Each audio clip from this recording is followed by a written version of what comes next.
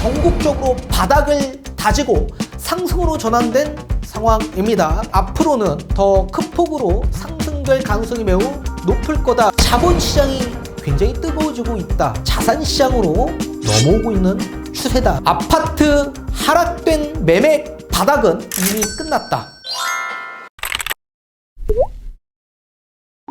네, 안녕하세요. 반갑습니다. 이경민의 부동산 하이킥의 이경민입니다. 자, 한국은행이 발표한 금융시장 동향 자료를 보게 되면 주택담보대출, 전세자금 대출을 포함한 이 가계대출이 예전보다 증가 규모가 큰 폭으로 확대되었다라고 발표했습니다.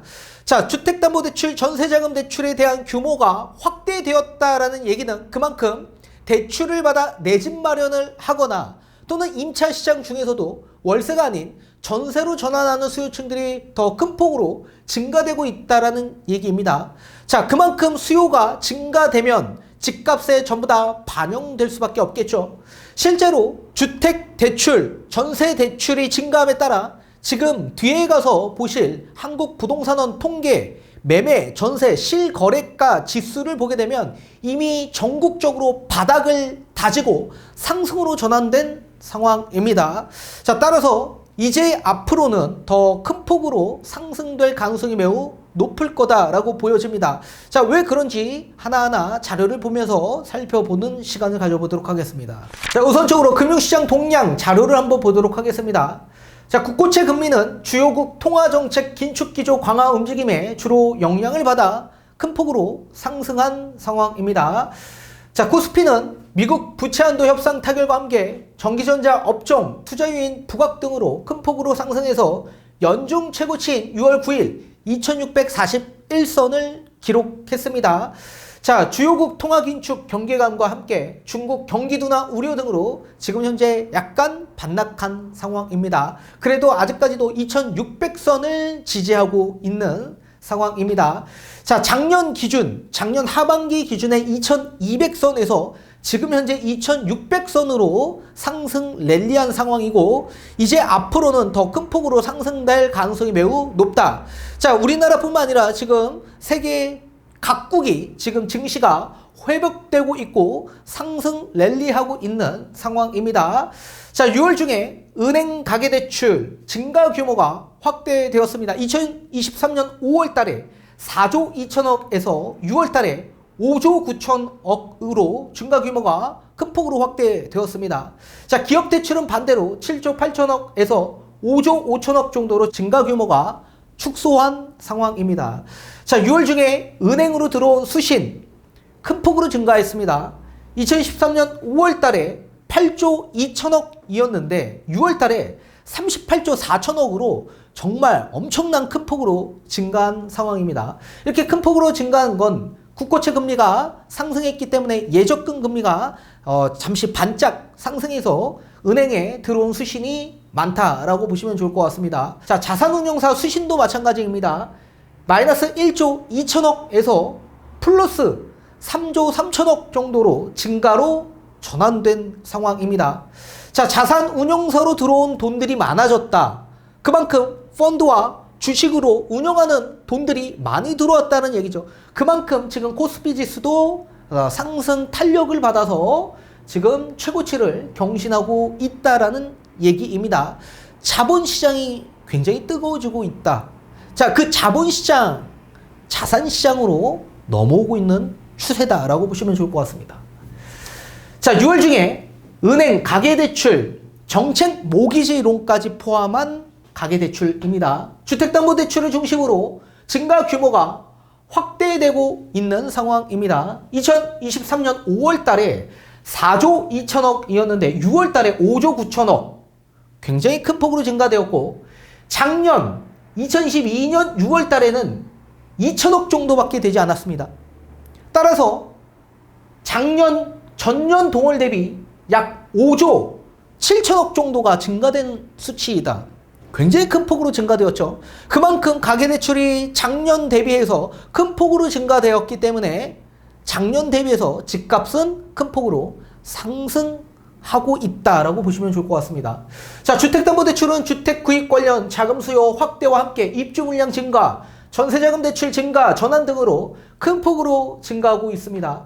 4조 2천억에서 7조로 지금 큰 폭으로 증가가 되고 있다. 전세자금 대출도 마찬가지 2023년 4월 달에는 마이너스 1조 7천억, 5월 달에는 마이너스 6천억. 자, 근데 이게 플러스로 전환되었습니다. 6월 달에 1,000억 정도로 플러스로 전환되고 있는 상황입니다. 자, 그만큼 전세자금 대출도 증가되었기 때문에 전세 가격도 상승으로 갈 가능성이 매우 높다라고 보시면 좋을 것 같습니다. 자, 기타 대출은 감소세가 지속되었으며 전월의 계절 요인 소멸 등으로 감소폭이 다소 확대된 상황입니다. 자, 이렇게 기타 대출은 감소하고 있는 이유가 뭘까요? 자, 주택담보대출을 받게 될 경우에 DSR 40%가 적용됩니다. 따라서 DSR이 적용되기 때문에 기타 대출이 없어야지만 대출 한도가 많이 나올 수 있게 되고 대출이 나올 수 있게 되는 거죠. 따라서 기타 대출인 뭐 신용대출 뭐 아니면 마이너스 통장 이런 여러 가지 기타 대출은 없는 게 담보대출을 받는 데 있어 가장 용이하기 때문에 기타 대출이 감소하고 있다라고 보시면 좋을 것 같습니다. 자, 아파트 매매 거래량 전국 평균으로 보게 되면 2023년 1월 달에 1만 9천 호 정도였는데 5월 달에 3만 7천 호 정도로 증가되고 있는 걸 보실 수가 있습니다.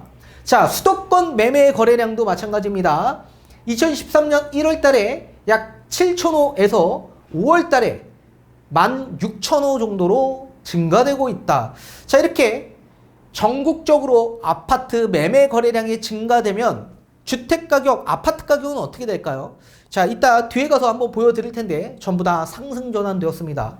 자, 전세 거래량, 아파트 전세 거래량 전국적으로 봤을 때는 좀 감소하고 있습니다. 2023년 1월 달에는 5만 4천 호에서 약 5월 달에는 4만 9천 호로 좀 감소가 되고 있지만 수도권 전반적인 지역 일대에서는 전부 다 증가되고 있는 상황입니다. 자, 아파트 분양 물량은 예전과 비슷한 수준을 유지하고 있고 입주 물량은 전국적으로 봤을 때 증가하고 있다. 2023년 1월 달에 2만 2천 호에서 6월 달에 4만 2천 호로 급격히 증가되었죠. 이렇게 전국적으로 입주 물량이 증가되면 그만큼 매매 거래량도 증가될 가능성이 매우 높을 거다라고 보시면 좋을 것 같습니다. 자, 은행권의 가계대출 한번 보도록 하겠습니다. 2021년 상반기 기준에서 총 은행의 가계대출은 41조 7천억이었습니다. 근데 2022년 상반기 약 1,000억 정도밖에 되지 않았습니다. 엄청나게 감소되었다.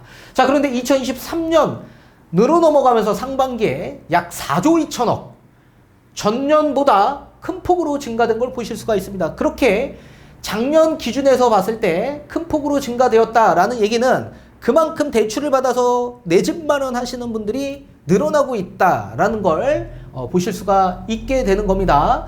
자, 그리고 6월 달만 보더라도 집값이 폭등했던 2021년 6월달 6조 3천억이었는데 2023년 6월달에 5조 9천억 큰 폭으로 증가된 걸 보실 수가 있습니다. 자, 가계대출에서도 주택담보대출 그 비중이 굉장히 큰데 2021년 상반기에 30조 4천억, 2022년 상반기에는 10조 2천억, 자, 2023년에는 16조 원이었습니다. 상반기에. 따라서 작년보다 늘어난 걸 보실 수가 있습니다. 기타 대출은 반대로 2021년 대비해서 감소하고 있는 걸 보실 수가 있게 됩니다. 자, 이렇게 주택담보대출 및 전세자금 대출, 가계대출이 증가하면 수요가 그만큼 증가한다라고 말씀드렸고, 수요가 증가한다라는 얘기는 앞에서 우리가 전국적으로 아파트 매매 거래량이 증가한 걸 보실 수가 있었죠. 이렇게 거래량이 증가가 되고 거래량이 증가가 되면 가격에 전부 다 반영돼서 가격이 상승되고 있다는 걸 이렇게 실거래가격 지수를 보게 되면서 우리가 알 수가 있는 겁니다. 자, 매매 아파트 실거래가격 지수를 보게 되면 2023년 5월 달까지만 나와 있습니다. 자, 매매 실거래가 신고는 30일입니다. 따라서 2023년 5월 달에 매매 계약하신 분들 그 매물이 2023년 6월달 매매 신고가 된 매물까지 합해서 가격 지수를 나타낸 겁니다. 2022년 12월 달에는 전부 다 전국적으로 하락을 했고 2023년 1월 달에는 서울과 그리고 광주, 세종 지역 일대만 상승으로 전환되었었습니다. 자, 그리고 본격적으로 2023년 2월 달부터 시작해서 광주가 살짝 또 빠졌고 또 충청북도만 좀 빠지고 나머지는 전부 다 상승 전환되었고 2023년 3월달 기준에서는 전국적으로 실거래가격 지수가 상승 전환된 걸 보실 수가 있습니다. 따라서 아파트로 실제 거래된 실가격 지수이기 때문에 아파트 하락된 매매 바닥은 이미 끝났다. 바닥은 끝나고 상승으로 전환되었기 때문에 바닥 금액은 이제 앞으로 영영 보지 못할 거다. 자, 2023년 4월, 5월 달 전국적으로도 전부 다 지속적 상승이 나오고 있고 서울, 그리고 경기, 인천 지역 일대가 상승폭이 굉장히 크게 나오고 있다는 걸 보실 수가 있습니다. 자, 매매 가격뿐만 아니라 전세 실거래 가격 지수도 보실 수가 있게 되는데 웬만큼 다 상승으로 전환되고 있는 추세입니다. 자, 전세 실거래 가격 지수는 2023년 4월 달이 마지막으로 집계가 되어 있습니다. 자, 전세는 임대차 신고를 해야 되는데 임대차 신고는 이제 세입자가 전세 입주하는 시점 때까지죠. 그래서 확정일자 받고 임대차 신고 그 기간이 보통은 계약하고 2개월에서 3개월 정도이죠. 따라서 3개월 정도의 신고 기한까지 포함한 수치입니다. 4월, 5월, 6월 달까지 포함한 수치가 4월 달 지표에 나타내어 있다라고 보시면 좋을 것 같습니다. 자, 2023년 1월 달까지는 전국적으로 전부 다 전세 가격이 하락했습니다. 큰 폭으로 하락했죠. 마이너스 3% 수준으로 하락했기 때문에 굉장히 큰 폭으로 하락했다. 다만 2023년 2월 달 기준에서 봤을 때 대구와 그리고 광주 지역 일대 그리고 강원도 지역 일대, 전북 지역 일대가 상승 전환되었었고 2023년 3월 달부터 시작해서 전국 그리고 수도권 전반적인 지역 일대가 전세 가격이 상승 전환되고 있는 걸 보실 수가 있습니다. 서울 지역은 상승폭이 굉장히 큽니다. 수도권 1% 그리고 서울 지역도 1% 상승 그리고 광주 지역도 상승폭이 큽니다. 1% 그리고 또 세종 지역도 1% 또 마지막 전북 지역도 1%로 상승폭이 큰 걸 보실 수가 있습니다. 자, 이렇게 웬만한 지역 일대들이 상승 전환되고 있다. 자, 그러면 이제 시간을 조금 더 시차를 두고 보게 된다라고 한다면 전세 대출은 조금 더 증가될 가능성이 매우 높을 거고 또 전세 실거래 가격 지수도 전반적인 지수들이 이제 전부 다 매매 가격처럼 상승 전환될 가능성이 매우 높을 거다. 그렇게 보여지고 있습니다. 자, 따라서 이제는 바닥 금액은 끝나고 이제 전부 다 모든 전국적인 지역 일대 아파트 가격이 상승 전환되고 있는 걸 보실 수가 있습니다. 따라서 이제 앞으로 하반기부터는 대출 한도가 더 큰 폭으로 증가되면서 증가됨에 따라 수요가 더 증가되고 매매 가격에 전부 다 반영되어 가격 상승이 이어나갈 가능성이 매우 높을 거다. 그렇게 예상하고 있습니다.